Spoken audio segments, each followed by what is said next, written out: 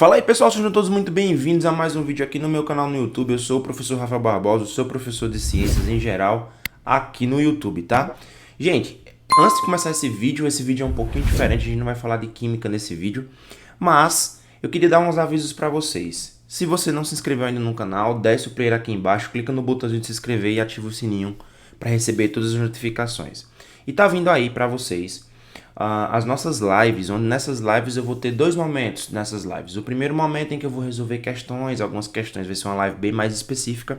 E um segundo momento onde a gente vai ter um podcast, que eu vou transmitir a entrevista ao vivo, na íntegra para vocês. E aí quem quiser acompanhar e depois dar uma olhada no podcast aí nas nossas redes sociais, né, nos reprodutores de podcasts que nós temos aí, Spotify, Deezer e por aí vai.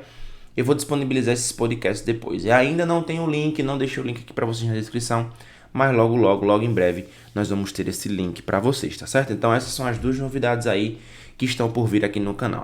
Acredito que a partir da semana que vem a gente já começa com essas aulas, tudo bem? Aliás, com essas entrevistas, tá bom?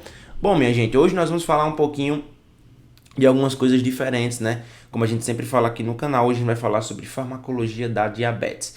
Eu vou dividir essa parte de farmacologia da diabetes em três situações. Hoje eu vou falar um pouquinho da fisiopatologia da doença. Logo em seguida eu vou falar sobre os hipoglicemiantes orais. E nós vamos ter uma aula específica só sobre insulinas, tá certo? Então, deixa aquele like, não esquece de compartilhar com seu colega. Essas aulas de farmacologia, elas dão muito trabalho para serem feitas, então eu espero que você goste muito. Então, depois da vinheta, vem comigo que a gente vai falar um pouquinho sobre diabetes.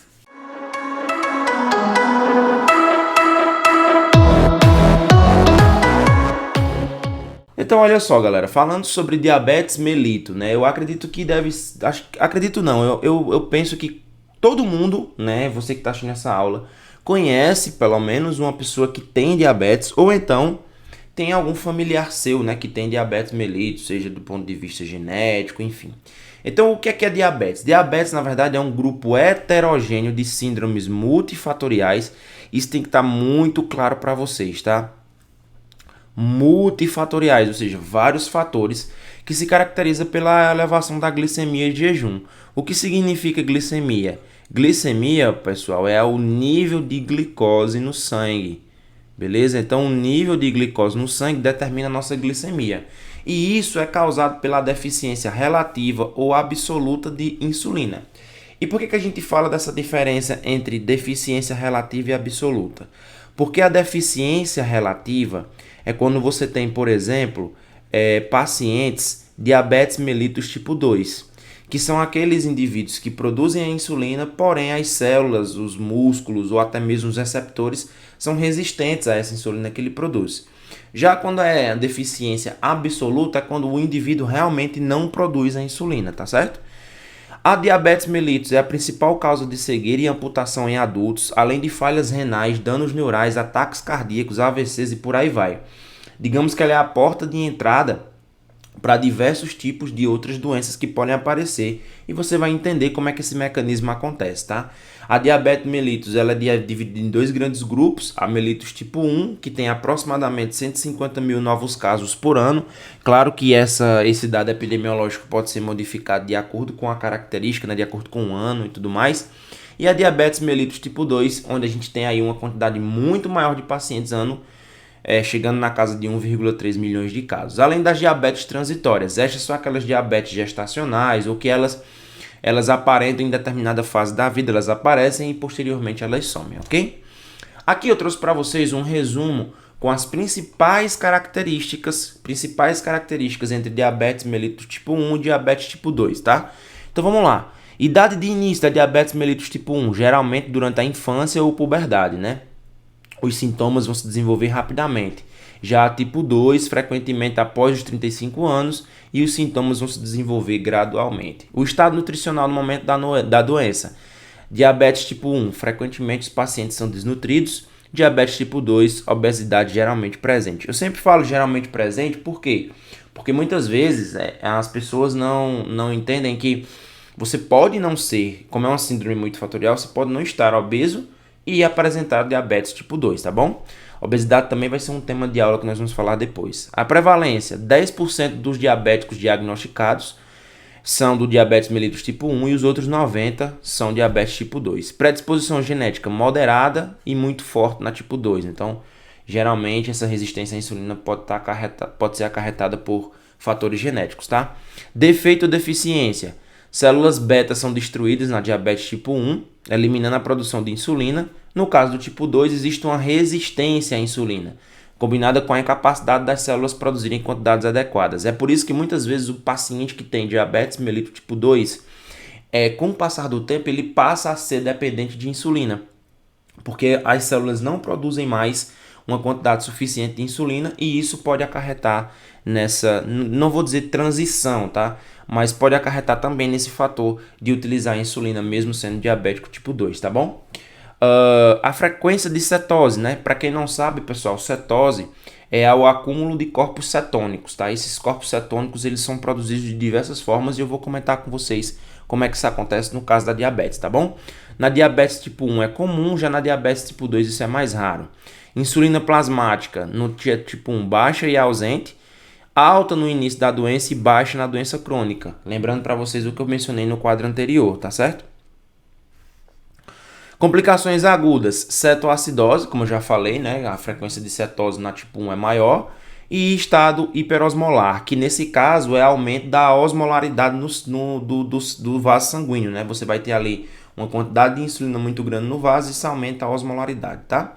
Tratamento com fármacos de hipoglicemiantes orais. No caso da diabetes tipo 1 não é responsivo e na tipo 2 é responsivo. O tratamento da tipo 1 é insulina, não tem jeito, a insulina é sempre necessária, afinal de contas você não tem células que produzam essa insulina. E a diabetes tipo 2, dieta, exercício, além de hipoglicemiantes orais, insulina podendo ser necessária ou não. E a redução de fatores de risco, como pausa no tabagismo, controle de pressão sanguínea, tratamento de dislipidemias e por aí vai. Então, para a gente separar, vamos falar primeiro da diabetes tipo 1, em seguida a gente fala da diabetes tipo 2, tá? Então, primeira coisa, alguns tópicos eles precisam ser ideais nessa aulazinha falando sobre fisiopatologia da diabetes. Diagnóstico, alterações metabólicas e tratamento. Esses são os pontos que você precisa abordar para cada fisiopatologia da doença, especialmente dessas doenças crônicas, né, como diabetes, hipertensão e por aí vai. Então, da diabetes tipo 1, a gente tem aproximadamente 10% dos casos, tá? É uma deficiência absoluta de insulina. É um ataque autoimune às células beta do pâncreas. Bom lembrar que o pâncreas ele tem 3 tipos de célula, né? A célula beta, a célula alfa e a célula sigma, se eu não me engano. Eu vou colocar aqui na legenda qual é o nome da letra grega, mas enfim, são 3 tipos. O primeiro tipo, que são as células beta, produzem a insulina. As células alfa produzem o glutagon, glutagon é de lascar, né? O glucagon, enquanto as outras células, que eu não me lembro o nome delas aqui, eu não vou dizer, porque pode ser que eu esteja me confundindo. Sigma, talvez. Acho que sim. As células sigmas vão produzir um hormônio chamado de somatostatina, tá certo? Então, esses sintomas aparecem em 80 a 90% quando as células são destruídas, né? Então você já tem um grau de destruição muito grande dessas células beta no pâncreas. A cetoacidose é uma das características, né? Que é o acúmulo de corpos cetônicos. E aspectos genéticos são pouco prevalentes no caso da diabetes tipo 1. Isso é mais prevalente quando a gente tem diabetes tipo 2, tá certo? Então aqui a gente tem algumas sequências que a gente pode entender como funciona a disfunção das células beta. Então a exposição a um vírus ou uma toxina pode disparar um fator desencadeador, tá? E isso faz com que aqui a gente tenha a capacidade de produção de insulina, tá? E isso vai começar a destruir lentamente essas células beta. Então você não vai sentir tanto esse processo acontecer até que você tenha ali uma disfunção subclínica das células beta. Essa disfunção subclínica é caracterizada pela destruição de 50% dessas células, tá? Depois, quando a gente entra dentro das células beta destruídas, a gente já tem a doença clínica, quando a capacidade de secretura de insulina já está muito abaixo do limiar e os sintomas começam a aparecer subitamente, tá certo? E quais são os sintomas quais são os sinais, na verdade, que a gente pode perceber na diabetes tipo 1? Isso não quer dizer que porque você apresenta esses sinais, você tem diabetes. Mas todas as pessoas que têm diabetes, esses sinais eles são muito frequentes, tá? Então, poliúria, que é a micção frequente, né? Você está ali fazendo xixi frequentemente. Polidipsia, que é uma sede excessiva. E polifagia, que é uma fome também excessiva. Como é que você confirma? Você confirma por glicemia de jejum maior ou igual a 126 mg por decilitro. e a coleta após o jejum também pode ser essencial nesses processos. É bom lembrar para vocês, pessoal, que existe um teste também que pode ser utilizado chamado de hemoglobina glicada. Hemoglobina glicada, que esse teste hoje está sendo, na verdade, né, o teste padrão para determinação de diabetes. Por quê? Porque a hemoglobina glicada, além de te dar um prognóstico do momento em que você está vendo, ele também vai te dar uma informação anterior àquele momento. Porque muitos pacientes, quando sabem que vão fazer esse tipo de teste, eles acabam querendo mascarar os resultados. Então, para evitar que isso aconteça, é muito solicitado hoje, como padrão, a hemoglobina glicada para o diagnóstico de diabetes tipo 1, tá? Então, pessoal, para a gente entender como é que se dá essas alterações metabólicas na diabetes mellitus tipo 1, a gente precisa entender alguns esqueminhas aqui que eu trouxe para vocês. Então, veja, a gente tem aqui 3 situações principais. A gente tem a luz do intestino, a gente tem o adipócito e a gente tem aí o fígado, tá? Quais são as principais alterações metabólicas que a gente evidencia na diabetes mellitus tipo 1? Hiperglicemia e cetoacidose e hipertriacilglicerolemia. Então vamos ver como é que isso acontece. Vamos olhar aqui para o adipócito inicialmente, tá bom? Então a gente tem aqui o triacilglicerol. Esse triacilglicerol vai ser oxidado em ácidos graxos. Esses ácidos graxos eles podem sofrer uma quebra formando a acetilcoenzima A, que vai lá para o ciclo do ácido cítrico. Para quem não lembra, a acetilcoenzima A é um dos principais reagentes ou uma das principais substâncias, ou não a principal, tá? Que vai entrar lá dentro do ciclo de Krebs, tá bom? E também se transforma em glicerol. Esses ácidos graxos, eles seguem um caminho, eles vão para a corrente sanguínea, na corrente sanguínea eles vão ser direcionados lá para o fígado, beleza?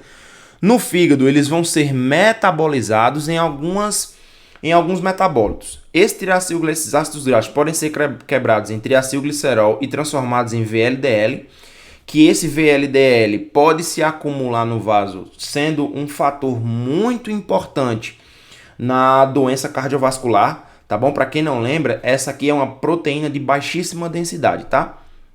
Esses ácidos graxos podem seguir o caminho da acetil-CoA, beleza?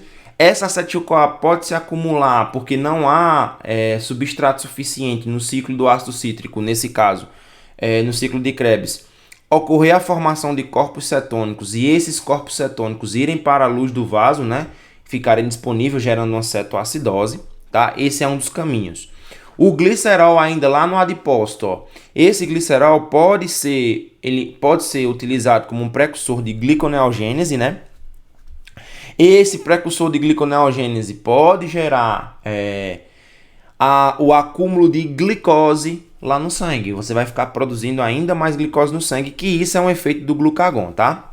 Lá no intestino também, os quilomicrons, eles acabam também se acumulando, beleza? E essa cetoacidose, também como a hiperglicemia, se tratam das principais características, né?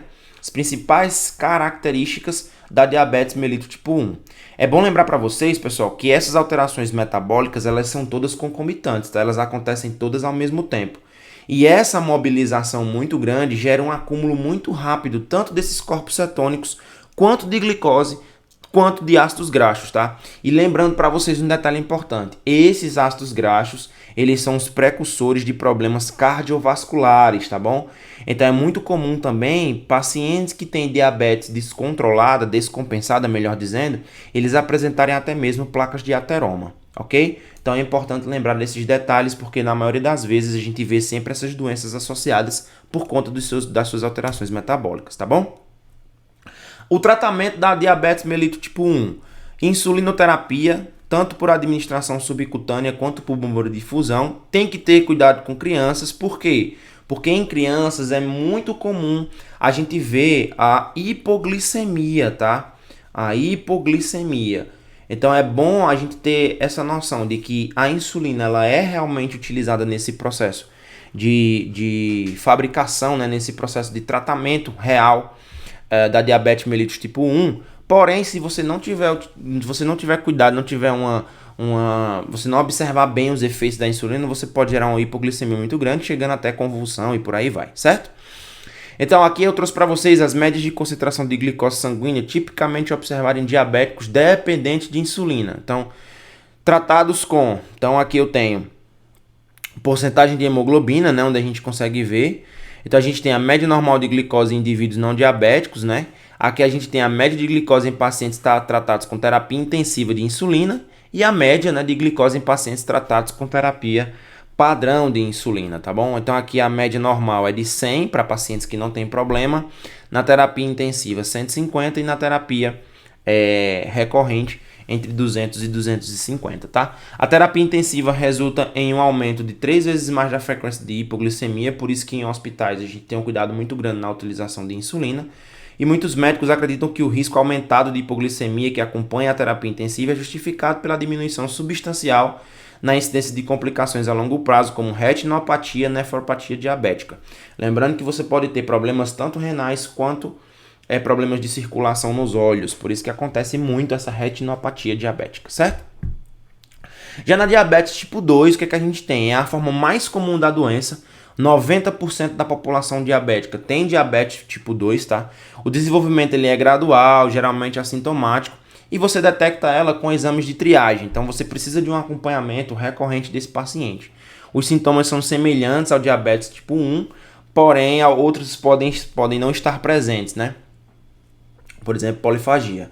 Combinação de resistência à insulina mais deficiência nas células beta, isso acontece muito em pacientes que já estão mais velhos, tá? Então, como é que funciona essa resistência à insulina nos tecidos periféricos especialmente? Então, o fígado vai produzir glicose aumentada pela aquela incidência de glucagon lá que eu já falei para vocês e o aumento da gliconeogênese, né? Da glicogenólise, perdão.